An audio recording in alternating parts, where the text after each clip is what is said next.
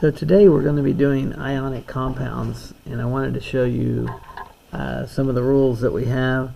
To start out, you would pick two elements to work with. One would have to be a metal, the other one has to be a non-metal. And then after you get your metal and your non-metal picked out, we could pick out like magnesium, and we could pick out sulfur. And we have to know what the oxidation numbers are of those elements. So you find your oxidation numbers at the top of each family, and in this case, oxidation starts with a O, and an O is in the shape of a circle, and so the oxidation numbers on this case has to be magnesium on the top of its family is a +2, sulfur is a -2, and so when we go to name these, we come down, we take the names and we get their symbols. So this next step is to write down the symbol, Mg with a +2 above it, and S with a -2 with their oxidation numbers. And then the step 3, you would write them together and put together the Mg and the S, and that gives Mg with S, and the 2's go up above, but we're going to drop off the plus and the minus, and then we're going to crisscross these down. So what is on the right goes to the left, and what is on the left goes to the right.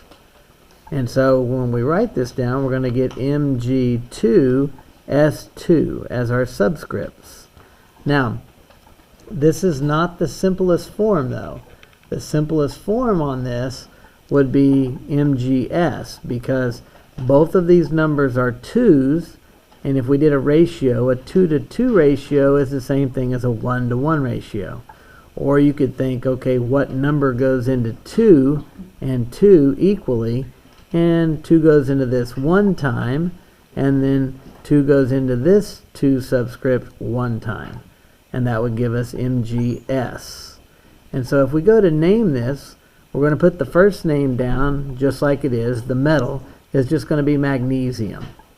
The second name in this case is sulfur, but because it's sulfur, we're going to do it kind of like women do whenever they get married. It's going to change their last name, and so the last name is going to change from UR to IDE. So you're going to drop the UR, and we're going to add IDE, giving us magnesium sulfide, and that's where it's going to be added on. And you might think, what are we going to do? Like, how do I know which elements are like that? Well, here's a list that you can go by, and on this list you'll see that these are all nonmetals. We're going to drop the INE, such as bromine and chlorine, and that's going to give me bromide and chloride. If it's UR at the end of it, like sulfur, we would drop the UR and we're going to add IDE, making it sulfide. We also have carbon. Carbon is an ON. We're going to drop the ON, and we're going to add IDE. With oxygen, we're going to drop almost 3/4 of the letters. We're going to drop off YGEN. So instead of oxygen, we're going to have oxide. And then for iodine and fluorine, so iodine and fluorine, we're going to drop the INE just like we did bromine and chlorine, and we're going to have iodide and fluoride. And then phosphorus is the last one. It drops off a pretty good chunk of letters, OROUS. Instead of phosphorus, we're going to have phosphide, IDE, take its place.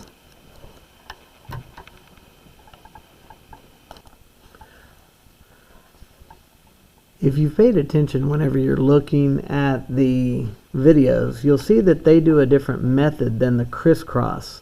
What they're doing is they're trying to find a common denominator and then working them out.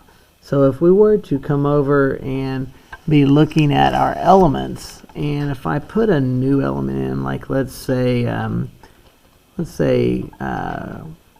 barium, we will go with barium, which would be Barium. We'd have barium, and we know that its oxidation number for barium is going to be a +2 up there at the top of its family. And then let's say that we find another one which is going to be phosphorus. And we're going to add this with phosphorus.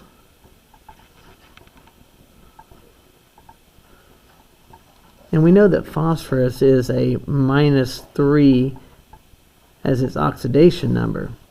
Well, when he does this, he says that he starts with barium, and he would say Ba, and it is a +2.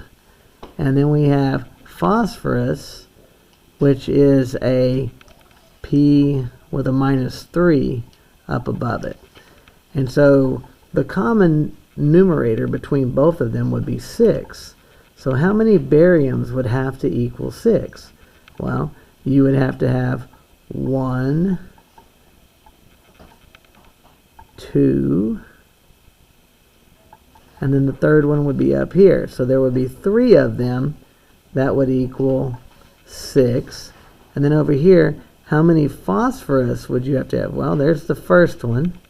The second one,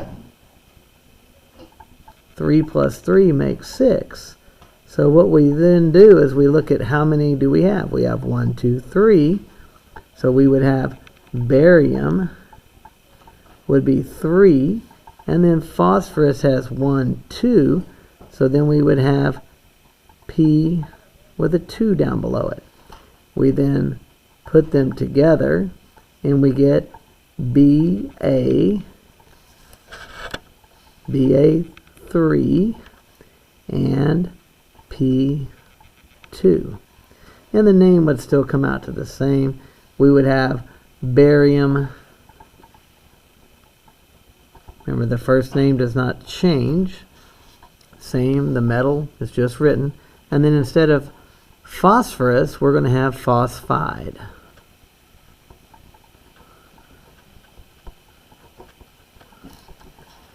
And that's his process that they use on the video.